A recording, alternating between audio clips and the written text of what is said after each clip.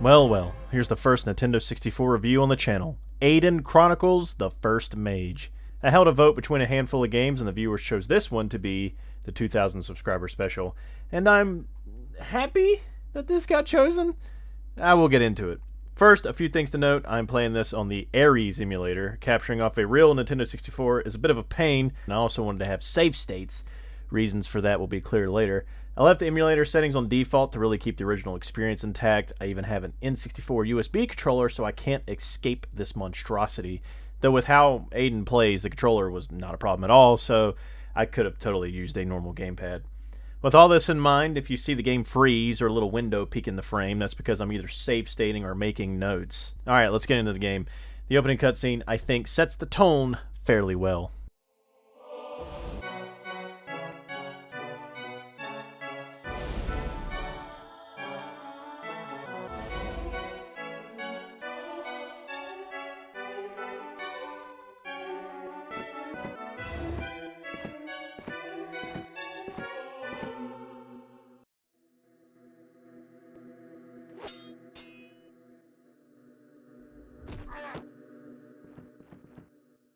The character models, particularly the faces, mixed in with the overall dark appearance, sort of creates an almost horror atmosphere, or at least a feeling of struggle, like this is taking place during dark times. The music even has this ethereal sound at times.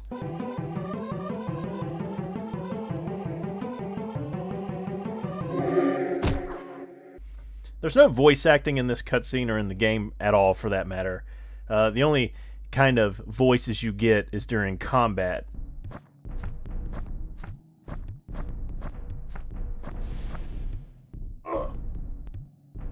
Yeah, it's definitely questionable. But no voice acting means that you can name the main character whatever you want and have that name appear in conversations, which is very common for RPGs of this era. I named my character... I honestly played this for so long I couldn't tell you without looking it up what his default name is, so I'm just going to refer to him as Sanjuro. But yeah, you can name whatever you want. I'm sure there's potential humor to be had there. After the cutscene, you get your first moments of control. It's an easy game to grasp. The joystick moves Sanjuro, L and R rotate the camera, Z sneaks, which we'll talk about more later. Pause brings up the inventory screen and also has a map, journal, and camp, which again, we'll discuss later. The C buttons and D-pad are used to navigate in other menus, such as the character sheets and selecting spells or potions during combat. A is your interact function, and it's what selects your target when attacking. Pretty simple stuff. I guess I need to address the elephant in the room. Get it out of the way now. This game looks like absolute poo-poo. It doesn't help that the frame rate chugs at times, making the view even worse, but even when you're standing still and trying to get a nice screenshot, it comes out looking kind of bad. What makes this game's ugliness even worse is the portraits. Some of them can be okay, like this one I could see using as a profile picture, but most of them are awful. Like, the bandits are laughably bad. Look at these. It does create a bit of a charm, like you know at a quick glance that you're playing Aidyn Chronicles. And also, once you understand that you're going to be playing an eyesore for a while, when you do come across something cool or kind of pretty, it's an event. And the game knows that. Like, you walk up onto this, like, lighthouse, and the camera pans up and everything. It's like, whoa, look at this. You know, I wanted you to see that that actually looks really good compared to everything else. There is ways to make it look better using emulators and fixes and stuff, but I decided to keep the experience pretty natural. Aidyn Chronicles released in 2001, the same year as Grand Theft Auto 3, Metal Gear Solid 2, SSX Tricky, Sonic Adventure 2, the list goes on. Games were definitely looking much better in 2001, and even before it. I mean, Rogue Squadron and Resident Evil 2 released on N64 before Aidyn, and I think they look leaps and bounds better. But hey, at least the cartridge is black, huh? Not many colored Nintendo 64 cartridges, you know. I do think the performance hit and ugly graphics is because Aidyn is a massive open world game with a lot of stuff going on. There's a day-night cycle as well as a weather system. It can rain, snow, thunder, lightning. It's pretty cool. And it's not like the day-night cycles for giggles. From what I understand, certain things won't happen until a certain time of day. It's not Shenmue levels of management, but it's still cool that it's remotely there. Unfortunately, from what I read online from other reviewers and critics at the time, the graphics are a huge turnoff for many people. The frame rate is also a constant, frequent complaint. It's usually what makes people stop playing fairly early on. I also read that on legit hardware the game would crash or freeze, but of course I'm playing in an emulator, so that sort of thing never happened. As I said before, there are ways to make Aidyn look good and run a little better, but honestly, the frame rate and visuals didn't really bother me. Alright, let's get back to what our boy Sanjuro is doing. Basically, the cutscene was explaining that Sanjuro ran off to find a missing farmer. I guess he was bored, I don't know. He's a young squire who is tired of the classroom and wants to kill stuff, I guess. Sanjuro runs into two Mirari?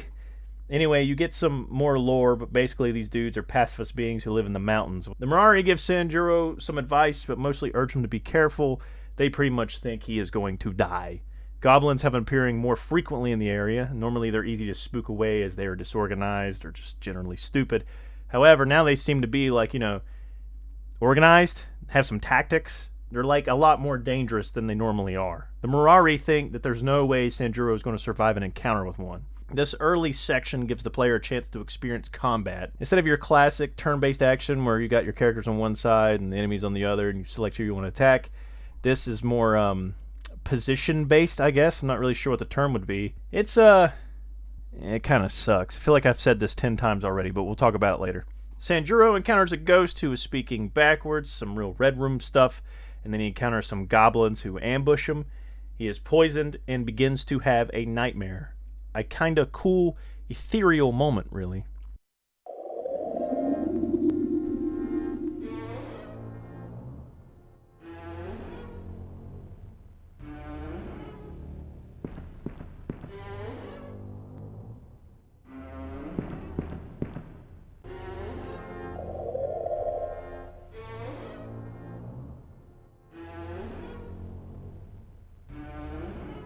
Eventually, he's wakened by a healer who chills out in the woods. Everyone's like, oh my god, she's a mean, scary witch, but she saved your life, This is where you find out that Sanjuro has a poison that just cannot be cured, and he's got to find like some higher, more powerful being to heal him, and this leads to a much larger plot, blah, blah, blah, blah. This chick in the woods spawns these little light orbs so you can find your way home. Then when you start approaching said home, this banger of a song starts playing.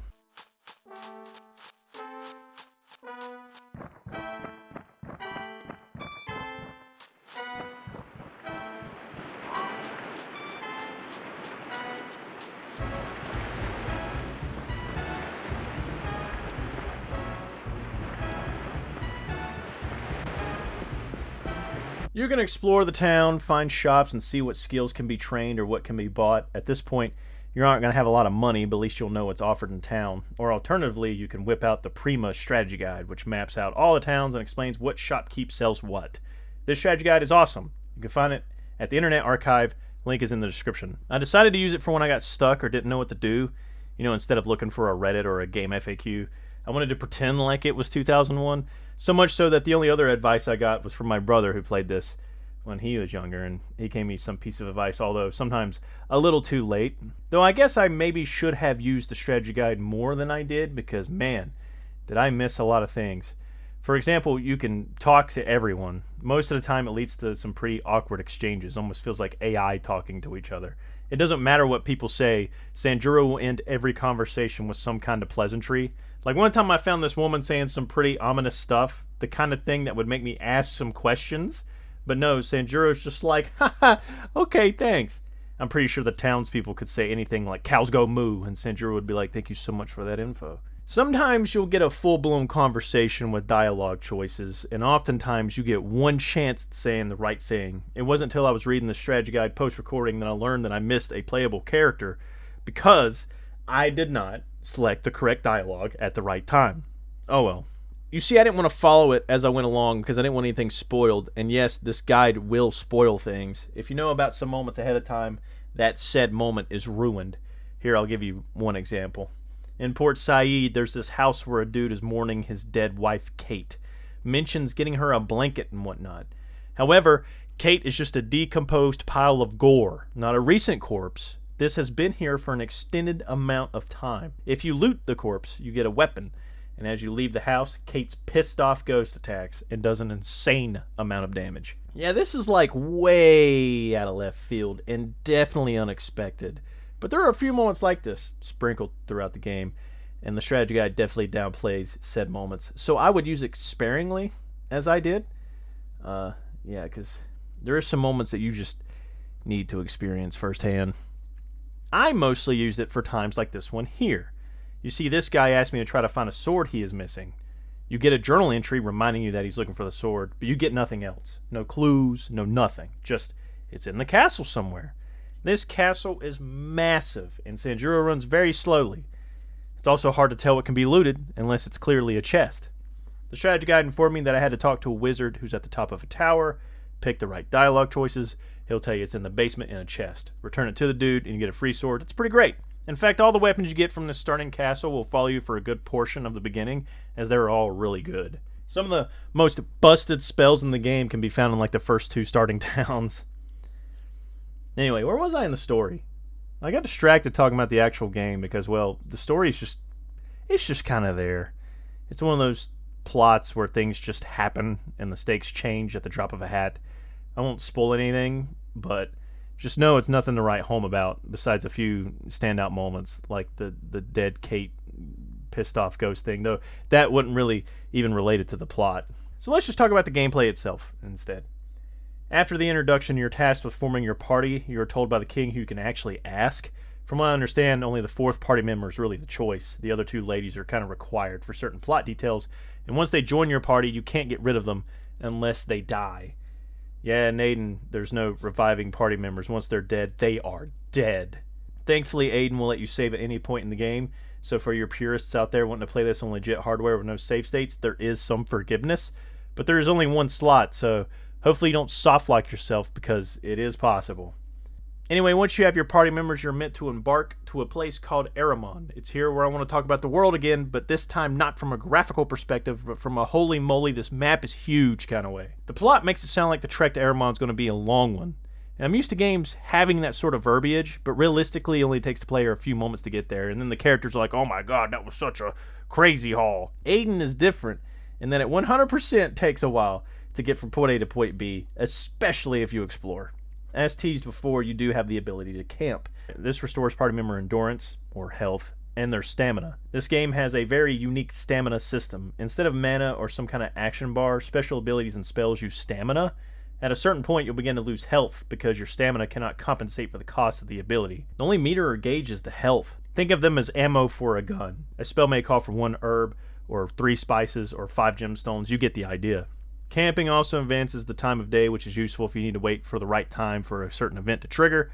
Sometimes your camp can be ambushed by enemies, however, it barely happened to me because I found a vendor selling the ability Ranger, which increases the number of alchemy ingredients looted and makes it more difficult for enemies to ambush you. Once I got it to a certain level, I rarely, if ever, experienced an ambush. 99% of the time, camping shows you Sanjuro asking for marshmallows. However, if the stars align and you met some kind of hidden criteria, you'll get a moment where the characters are discussing the plot. On my way to Aramon, I had to camp a bunch of times, which really sold home the idea that this was indeed a journey. It took several days to get there. There's even a calendar on the pause screen. If you pay attention to this and you pay attention to how many days have passed, it really does feel like you had to trek to certain locations. It was elevated by the fact that, while yes, you could theoretically run straight to Aramon, there were tons of paths and little corners of the map housing treasure, although most of the time it houses difficult enemies with small rewards. Though sometimes you find cool little areas such as this ruined town with a stream running through it. Very moody. In fact, when outside of towns or battles, there's literally zero music, just ambience. The rushing of water or the sounds of weather. Just here, take a moment, take it in.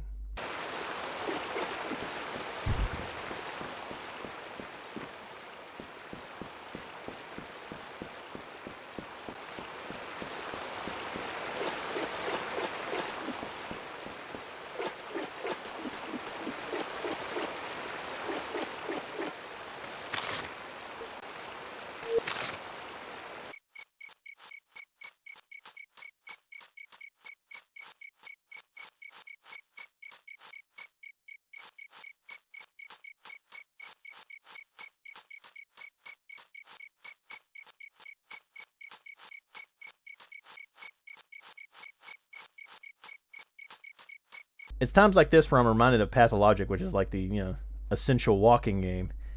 Yeah, just Aidyn is just this when not in combat. It's slow, but it adds to it in my opinion. It gives you time to just soak in the atmosphere and walk, It's kind of peaceful. The exploration in this game is amazing, to me at least. Just small details, like if you go off the road, you can run into a guard who gives Sanjuro directions. I don't know, I just think that's kind of neat. What brings it down is the fact I rarely find treasure worth the deviation. And, the combat. We now need to fully discuss combat. So the enemies are represented as 3D models in the world much like you. You won't know by looking at them how many enemies are in the party, but you'll at least know what one of your enemies will be. You can sneak past enemies by holding Z, and success of sneaking is determined by the highest stealth skill in the party. Mine was so high I could sneak past all the enemies right in front of their noses. However, there is 2 issues with sneaking. 1, it's painfully slow, and 2, not fighting means not gaining XP, meaning you will get absolutely destroyed when you reach a certain point in the game. Look at that skull. That is your indicator of, I hope you're ready, or else you're starting the whole game over. Okay, so you should do some combat and only sneak if absolutely necessary. Got it. Well, there's issues with this as well. The main one being, it's painfully boring. Like, of course, you got stats that can increase to broken levels, and there's abilities that vendors can teach anyone. Like, no character is limited to a sort of archetype. Just that the way they start is generally how you should keep them, but if you want a character to shift, it's really easy to do. And Sanjuro himself is kind of like a jack of all trades. He can kind of do everything. Creating an overpowered party is possible, but not early on. And even when you do create a massively amazing party, you still have to do these slow battles. When the fight starts, everyone starts randomly placed. Sometimes the enemies are really far away. Dexterity determines how far and how frequent you can move. These movements are slow and choppy. The AI enemies just seem to trot like it's a Sunday stroll through the park. When everyone's finally in striking distance, it seems like everyone's dexterity is too low to make contact, so a lot of the time it's just swords being waved with no damage being taken. It's dice roll combat, and the dice always rolls poorly. Oh my god, battles take an eternity, and sometimes you have to face a ton of enemies. Sometimes enemies decide to flee, and it takes them 4 turns to finally escape. It's like, come on, man, let's get this over with. What's worse is you can't save mid-combat, so if you want to play this legitimately without save states, well, be ready to redo some battles over and over again if you accidentally lose a party member. So as much as I like exploring the world, there's part of me that's like, do I really want to see where that trail goes? Will it be worth fighting for? This made my trek from Aramon to the next town pretty short, as I made a beeline to it while sneaking past enemies. It was still long, but the illusion of a journey was kind of killed. I won't lie, the combat alone is enough for me to almost not recommend checking out Aidyn Chronicles. Anyway, Aidyn wastes a lot of your time with artificial game lengthening in the form of spongy enemies and tons of them. At the same time, it's an interesting oddity. Not only is it one of the few RPGs on the console, but there's so many tiny weird details. For the curious, I'd say 100% check this out, but be ready to save scum at every corner, like chests can explode, for example. And some enemies are really difficult the first time you face them without knowing what you're in for. Like, you'll see a bear and think, oh, that's not too bad, and then it's going to wreck you. I will say I'm glad it's over. The game wore me out, and that's part of the reason why this video took so long to release. But hey, this video is to celebrate 2,000 subscribers, so I do want to give a huge shout out to all the viewers for getting me to this point and picking an interesting game for me to play for this milestone.